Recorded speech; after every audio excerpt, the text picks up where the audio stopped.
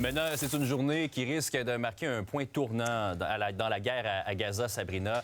Le Canada, la France, d'autres pays également qui doivent reconnaître l'État palestinien. Aujourd'hui, ça doit se passer cet après-midi lors d'une réunion de l'ONU. Oui, qui va avoir lieu du côté de New York. Alors, ce qu'on dit, c'est que ce sera une des rencontres les plus importantes des dernières années. Parce que oui, aujourd'hui, ce qu'on souhaite faire, c'est de reconnaître l'État de la Palestine. Essentiellement, quand même, c'est un geste qui est symbolique, qui a été donc débuté par la France. La rencontre d'aujourd'hui est organisée avec la France et l'Arabie saoudite. Et on l'a vu hier, il y a d'autres pays qui ont décidé de reconnaître également l'État de la Palestine, que ce soit le Royaume-Uni, le Canada, l'Australie et également le Portugal. Il y a également le premier ministre français Emmanuel Macron qui va livrer un discours aujourd'hui en direct des Nations unies pour justement reconnaître l'État palestinien. Les premiers ministres canadiens, australiens et britanniques ont décidé de quand même pas attendre finalement officiellement cette rencontre-là pour reconnaître l'État donc palestinien. Mais bien sûr, aujourd'hui, il y a des gens qui sont pour et qui sont contre. Ça risque de créer quand même une polarisation.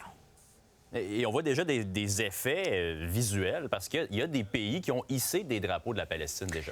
Oui, déjà, on sent qu'il y a ce mouvement qui est en train d'éclater un petit peu partout à travers le monde. Vous le voyez sur ces images, notamment, surtout en France, où il y a des drapeaux palestiniens qui ont été hissés devant des mairies. Bien sûr, il y a des Israéliens également de Tel Aviv qui ont déploré la décision du président Emmanuel Macron de reconnaître un État palestinien. Mais somme toute, on va aller écouter des réactions.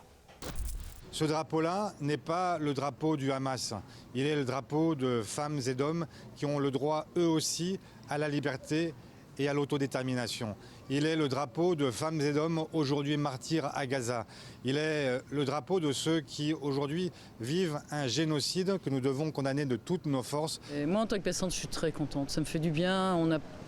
Ça fait tellement de temps qu'on a... C'est noir, noir, noir, noir, noir, noir, noir. Depuis toujours, c'est noir. Donc voilà, moi, ça me réjouit le cœur, sans me faire beaucoup d'illusions, voilà. Et hier, eh bien, c'était les funérailles, cette cérémonie hommage à Charlie Kirk, cet influenceur qui a été tué le 10 septembre dernier. Vous le voyez, le président américain Donald Trump qui a participé à cette cérémonie hommage. D'ailleurs, le président aujourd'hui va faire une conférence de presse sur l'autisme. Ça va se passer à 16h du côté de Washington. Et possiblement qu'il va en profiter pour parler, en fait, de la reconnaissance de l'État de la Palestine, parce qu'on le sait, les États-Unis, eux, ne reconnaissent pas l'État de Palestine. Ils soutiennent donc, bien sûr, Israël.